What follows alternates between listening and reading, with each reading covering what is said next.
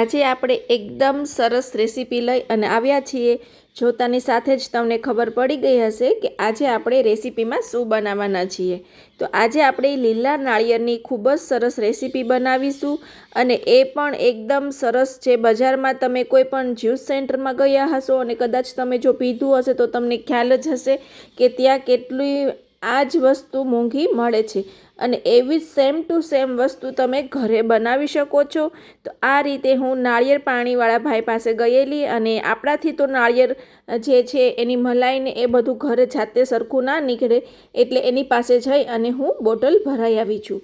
તો અહીંયા મેં 3 નંગ નાળિયેર લીધા છે, એટલે કે જે છે 2 પાણીવાળા અને 1 મલાઈવાળું, એ રીતનું અહીંયા આપણે નાળિયેર લેવાનું।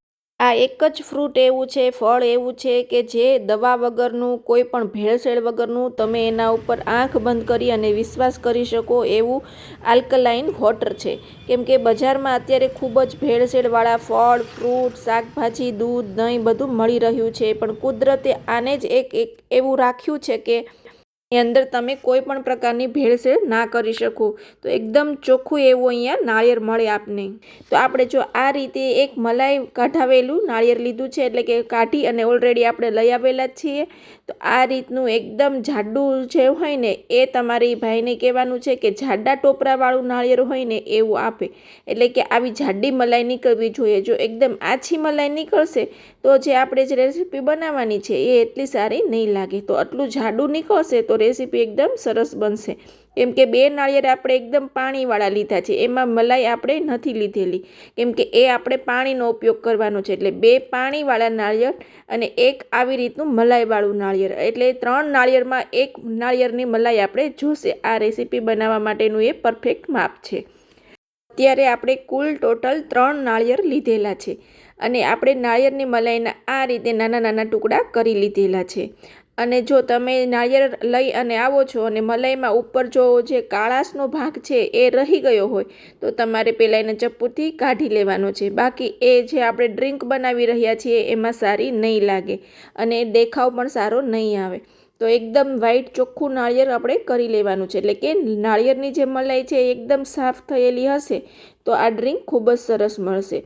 અને હમણાં બધા વાર તહેવાર પણ આવી રહ્યા છે, જેમ કે દિવાસો છે, પછી સાતમ આઠમ છે, રક્ષાબંધન છે, પછી નવરાત્રિ રહેશે લોકો, અને 11 અને કોઈ પણ વાર ઉપવાસ હોય ને ત્યારે પણ તમે આ રેસીપી ચોક્કસથી બનાવી શકો છો। અને જ્યારે મીઠા વગરનો મંગળવાર ઘણા લોકો રહે છે ત્યારે પણ તમે આ રેસીપી બનાવી અને પી શકો છો। તો આ એક ફરાળી રેસીપી પણ આપણે કહી શકીએ એમ।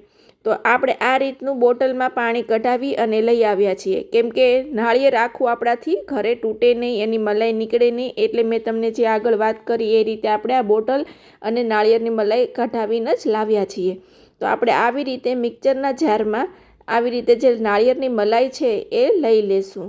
ત્યારબાદ એમાં 2 ચમચી જેવી ખાંડ લેવાની છે, કેમ કે આગળ આપણે બરફ પણ એડ કરવો છે, તો એ રીતે અહીંયા ખાંડનું બેલેન્સ કરવાનું છે। અને એકદમ સરસ એવું આ ડ્રિંક તમે જો જ્યુસ સેન્ટરમાં પીધું હશે ને તો તમને ખ્યાલ જ હશે કે જ્યુસ સેન્ટરમાં વિથ કોકોનટ વોટર કેટલું મોંઘું મળી રહ્યું છે। તો સેમ ટુ સેમ એ જ નાળિયેર પાણી તમે એકદમ સરસ ઘરે બનાવી શકો છો। તો ત્યારબાદ એમાં આપણે જે નાળિયેરનું પાણી હતું એ એડ કર્યું અને આપણે હવે એને ક્રશ કરી લીધું। તો ત્યારબાદ આપણે આવી રીતે કાચની બોટલ લીધી છે, જેનાથી બાળકો એટ્રેક્ટિવ થશે અને એને પીવાનું મન થશે, એટલે આવી રીતનું સર્વિંગ કરવું પણ જરૂરી છે, જેથી કરી અને બાળક આ રીતે એ પી જાય અને હેલ્ધી પણ રહે। તો એના માટે અહીંયા આપણે બોટલ લીધી છે અને એક કાચનો ગ્લાસ લીધો છે। તો હવે આપણે એને સર્વ કરી દઈશું। અને આ તમે કોઈ પણ વાર ઉપવાસ કે તમારે તળેલું નથી ખાવું, જેમ કે હમણાં શ્રાવણ મહિનો આવશે તો બધા બટેટું કે કોઈ તળેલી વસ્તુ, વડા છે, બધું ખાઈ કંટાળ્યા હોય અને ત્યારે ક્યારેક સિમ્પલ એવું એને જે ફરાળ કહેવાય કે રાત્રે કે સવારમાં વહેલી સવારે આ રીતનું જો જ્યુસ કે નાળિયેર પાણી બનાવી અને પી લેશે ને તો એનું પેટ પણ ભરેલું રહેશે, તળેલી વસ્તુ પણ તમે એ બાને નહીં ખાઈ શકો। કેમ કે અમુક વાર એવું થાય છે કે શ્રાવણ મહિનો આપણે આખો મહિનો રહેતા હોય તો રોજે તળેલું છે, જેમ કે સૂકી ભાજી છે કે પછી વેફર છે, એવું નથી ભાવતું, ત્યારે તમે ઓપ્શનમાં આ રેસીપી પણ ટ્રાય કરી શકો છો અને એકદમ સરસ તમારું પેટ પણ ભરાઈ જશે અને પીવામાં પણ મજા આવશે અને એકદમ સ્વાદિષ્ટ લાગશે। અને જ્યારે ક્રશ કરો ત્યારે ચોક્કસથી એમાં 2 ગાંગડી બરફ પણ નાખજો, એટલે જે ઠંડુ હશે ને તો પીવામાં ખૂબ જ મજા આવશે। તો આ રીતનું આપણું ડ્રિંક બની અને રેડી છે. 100% નેચરલ આલ્કલાઇન વોટર તમે આને કહી શકો, એ રીતનું ડ્રિંક બને છે. તો આજની રેસીપી તમને કેવી લાગી એ પણ મને કોમેન્ટ કરજો. અને હજી સુધી જો મારી ચેનલ સબસ્ક્રાઈબ ના કરી હોય તો ચેનલને પણ સબસ્ક્રાઈબ કરજો. અને તમારા બધા સબસ્ક્રાઈબર મિત્રોનો ખૂબ ખૂબ આભાર કે તમે લોકો આટલો સપોર્ટ કરો છો, ત્યારે તમારી સાથે હું મારી આવી અવનવી રેસીપી શેર કરી શકું છું. તો મળશું આવી જ નવી રેસીપી સાથે, આવા જ નવા વિડીયો સાથે, આવી જ નવી ટિપ્સ સાથે. ત્યાં સુધી આવજો. જય શ્રી કૃષ્ણ. જય માતાજી.